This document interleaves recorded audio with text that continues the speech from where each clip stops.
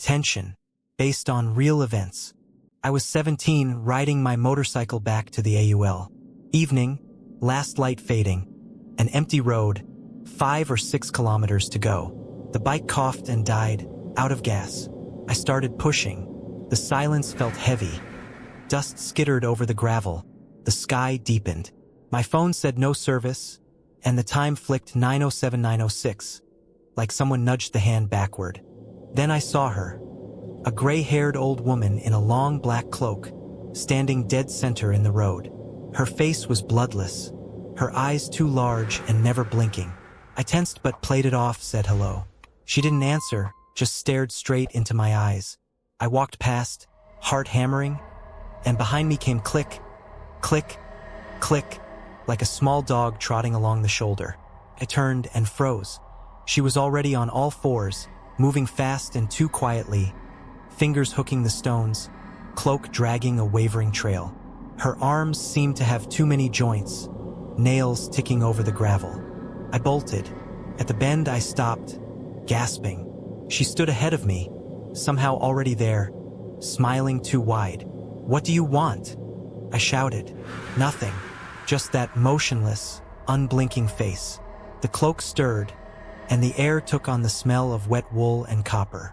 She tilted her head like a dog and tapped the road 4 times. Talk, talk, talk, talk. The shadows along the ditch twitched the wrong direction, and the power lines above gave a brief, nervous hum. I ran again. Field, darkness, the village lights at last.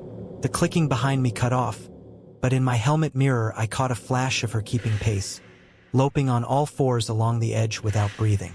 Under the first yard light she straightened, stopped and waved, palm up, 3 fingers crooked. I reached my gate and nearly dropped the bike. Dust on the seat held small oval prints. 3 fine scratches lined the tank, and my watch jerked back a minute. At home, I told my grandfather. He listened, went to the window, stared into the dark, and said, "Twilight isn't a time for people. If you see it again, don't be afraid. Shaitan loves the ones who fear."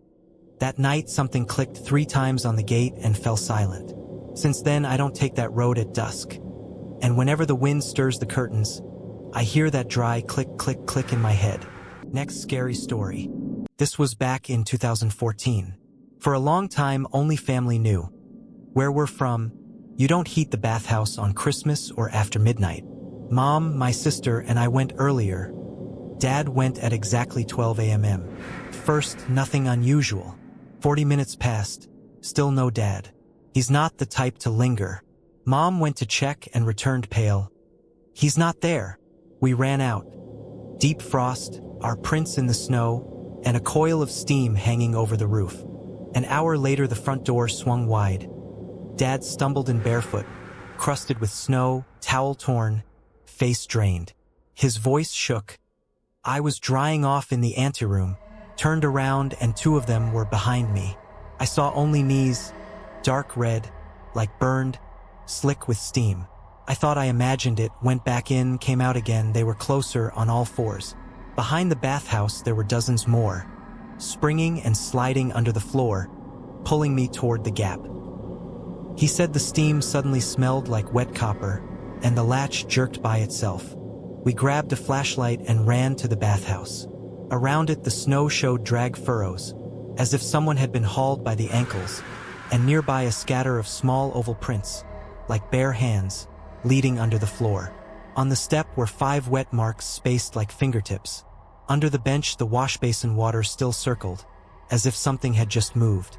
Inside was empty, but from beneath the floor came 3 knocks, and a warm, alien breath drifted from the cracks. We brought Dad inside and wrapped him up. He kept saying, "They whispered from the drain. It's warmer under the bath." The worst part was the evidence. 2 long furrows ran from the threshold to the back wall and ended at a black crawlspace no one could squeeze through even in summer. On the bottom plank were long scratches, as if knees had braced there, scraping downward. Since that night, we don't heat the bathhouse on Christmas or after midnight.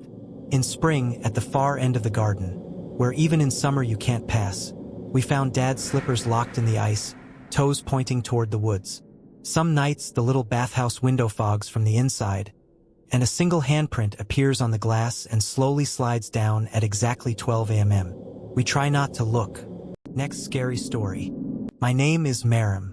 Strange things have followed my family since I was little, but nothing like what happened to my brother. It started the day he stepped on hot embers by the hearth. We treated it like a simple burn. That night he dreamed a soot-stained man in old clothes stood in the doorway and offered him a glass of water. My brother took a sip and realized it wasn't water but something thick and dark red. He woke screaming, with the taste of wet copper in his mouth and the room smelling of smoke. By morning, one side of his face was pulled tight, his words slurring. Doctors found nothing, clean scans, normal labs. At night, the hallway clock ticked backward in tiny stutters, and the wash basin by the stove rippled on its own. My brother said someone was tapping coal against the windowsill and whispering from the dark, "Drink." 10 days later, it got worse. He began leaving at night. The door never creaked. There were almost no prints, only a dusting of black grit on the threshold, like coal. He'd return at dawn, cold, silent, eyes emptied out. One night he looked at me, smiled crooked, and said, "I'll come for you too." My phone flashed 3:03 a.m. Though no alarm was set, and a handprint bloomed on the inside of the window, as if someone had breathed against the glass. Then he left and didn't come back. Family said he was gone, but I couldn't believe it. That spring we found by the gate a single charred footprint, and on the table a glass with a thin red film clinging to the rim. No one remembered placing it there. At night ash sifts down the cold flue, and along the walls I hear a faint tick-tick, like someone winding the clock back again.